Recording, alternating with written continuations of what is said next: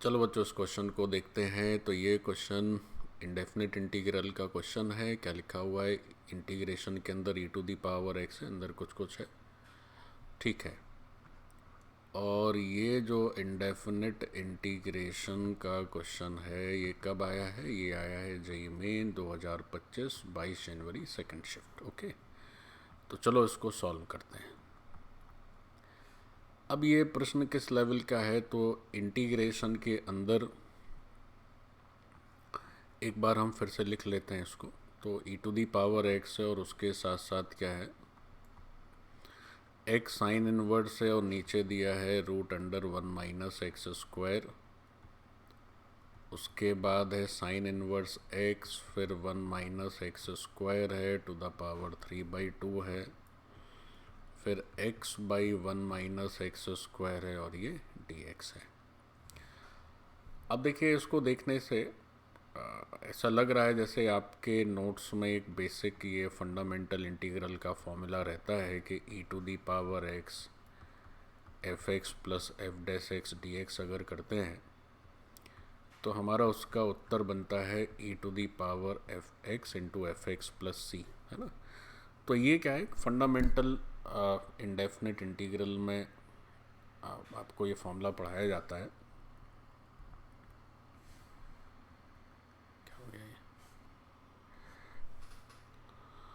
Okay, तो ये क्या है, एक बेसिक फंडामेंटल फार्मूला है जो कि हम लोग लगभग सभी इंटीग्रल के किसी भी स्टैंडर्ड नोट्स में आप देखेंगे तो आपको ये फार्मूला ज़रूर मिल जाएगा।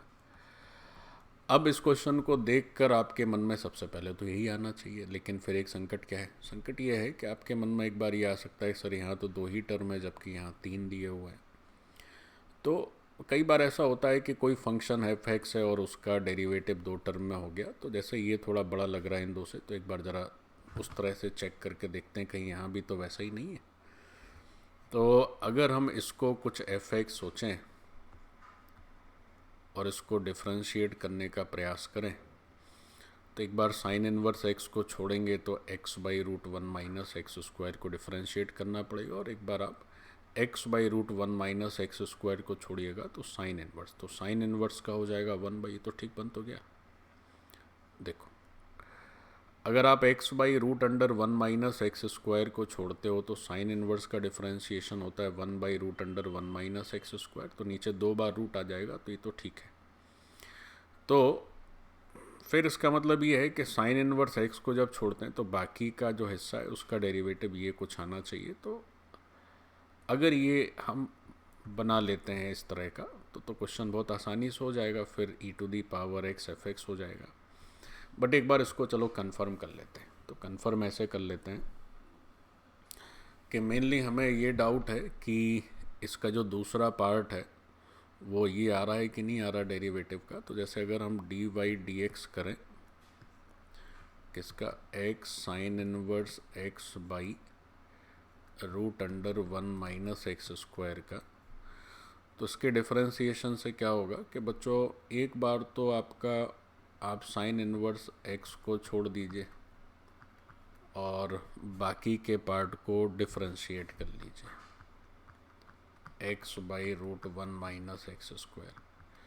फिर एक बार आप ऐसा भी कर सकते हैं कि x by root 1 minus x square को छोड़ दीजिए और साइन इनवर्स x को डिफरेंशिएट कर लीजिए, है ना।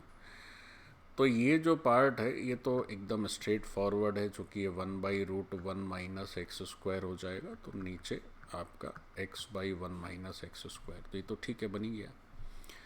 अब इसमें थोड़ा सा इसको एक बार देखना है कि ये क्या होता है। तो उसमें जो डेरिवेटिव वाला पार्ट है हम लोग चलो केवल उतना ही देखते हैं, क्योंकि साइन इनवर्स तो उसमें तो छेड़खानी हो नहीं रही है, बस डेरिवेटिव वाला जो पोर्शन है उसी को देखते हैं। तो वो आना चाहिए 1 by 1 minus x square to the power 3/2, है ना। तो चलो इसको देखा जाए एक बार।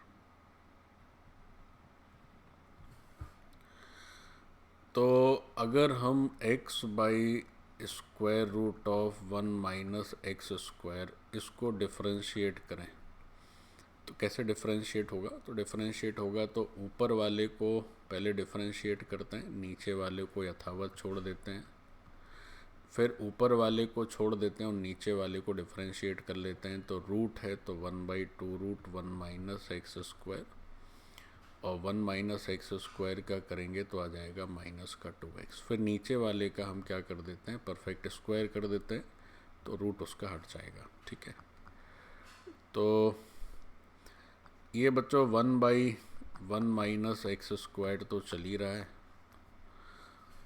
इसमें क्या है कि 2 से 2 कट गया, नीचे क्या कर लेते हैं, root under 1 minus x square, LCM ले लिया तो 1 माइनस एक्स स्क्वायर हो गया और माइनस माइनस मिलके प्लस एक्स स्क्वायर हो गया।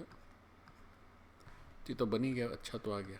ये वैल्यू हो गई हमारी 1/1 माइनस एक्स स्क्वायर की पावर 1 यहाँ पर है और 1/2 है, तो ये लेके 3/2 हो गया। ठीक है, तो हम जैसा चाह रहे थे वैसा ही हो चुका है ये। तो हमारा जो ये इंटीग्रेशन है वो तो हो गया e⁻x इंटू एफ एक्स, और एफ एक्स की वैल्यू क्या है, x साइन इनवर्स x, और नीचे था 1 माइनस एक्स स्क्वायर का रूट और c डैश।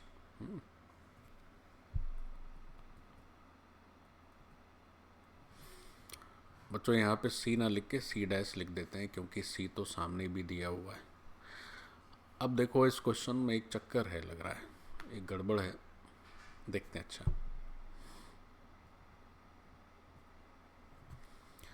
देखो इस क्वेश्चन में क्या है कि जो इसका आंसर दिया है दैट इज gx प्लस सी दिया हुआ है। अब देखिए क्या है कि जैसे एक आपको मैं एग्जांपल बताता हूँ, जैसे अब हमें g ऑफ हाफ बताना है, क्या वैल्यू लेगा। तो जैसे से यहाँ पर हमारा ये कांस्टेंट, एक एग्जांपल के लिए सपोज 10 में लिखता हूँ, तो यहाँ पर 10 भी हो सकता है, या ऐसा भी हो सकता है कि ये जो पूरा लिखा हो उतना हो जाए +2 हो जाए और यहाँ पर 8 हो जाए। मतलब इस बात को समझिए कि चूंकि क्वेश्चन में और कुछ दिया हुआ नहीं है, इन्होंने कह दिया कि ये gx प्लस सी है। तो एक एग्जांपल के लिए, जैसे ये कांस्टेंट अगर कोई 10 एज्यूम करे, तो अगर ये 10 है तो फिर यही gx है जो दिया हुआ है। लेकिन अगर हम इसको 8 अज्यूम कर लेंगे तो फिर gx क्या है, दिस +2, तब मिलके 10 होगा। कहने का ये आशा है कि ये c डैश और ये c बराबर हो, ज़रूरी तो नहीं, लेकिन मुझे ऐसा लग रहा है कि यहाँ पर क्वेश्चन में चूंकि g ऑफ हाफ निकालना है तो वो इसी से आएगा। तो यानी कि ये अज्यूम करके चला गया है कि जो gx है उसकी वैल्यू क्या है, e⁻x into x sine inverse x, और नीचे दे रखा था root under 1 minus x square, है ना। जबकि ये ज़रूरी नहीं, क्योंकि gx प्लस सी दिया हुआ है। तो जैसे मैंने बताया कि आप gx को दिस +2 भी अज्यूम कर सकते हैं अगर दोनों को 10 माना जाए, सॉरी इसको 10 और इसको 8 माना जाए। बट चलिए फिर भी हम ऐसे करके देखते हैं। तो g ऑफ 1/2 पूछा गया था, तो g ऑफ 1/2 क्या हो जाएगा साहब, तो g ऑफ 1/2 हो जाएगा e⁻1/2 1/2, और साइन इनवर्स 1/2 हो जाता है π/6, और 1 माइनस 1/2 करेंगे तो 1/4। तो ये क्या वैल्यू आई, तो रूट e इधर हो गया और π/12 हो गया, और ये हो गया √3/4। तो अगर इसको सॉल्व करते हैं तो ये तो √4 का मतलब 2 होगा, तो 2 ये 6 हो गया, तो π/6 तो बाहर ही नज़र आ रहा है, और रूट e ऊपर है और √3 नीचे, तो √e/3 लिख सकते हैं इसको। ओके, तो यही इसका बच्चों आंसर माना जाएगा, π/6 √e/3। तो ये क्वेश्चन थोड़ा सा, ये कैलकुलेशन वगैरह अगर आप देख के नहीं समझ पा रहे हैं तो फिर लेंदी, अदरवाइज़ ये भी आपके नोट्स का ही प्रश्न है, और आपको इंडेफिनिट इंटीग्रेशन के अगर अपने नोट्स याद रहते तो आप बहुत आसानी से ये कर सकते थे, e⁻x f(x) plus f'(x), there is nothing new in it, है ना।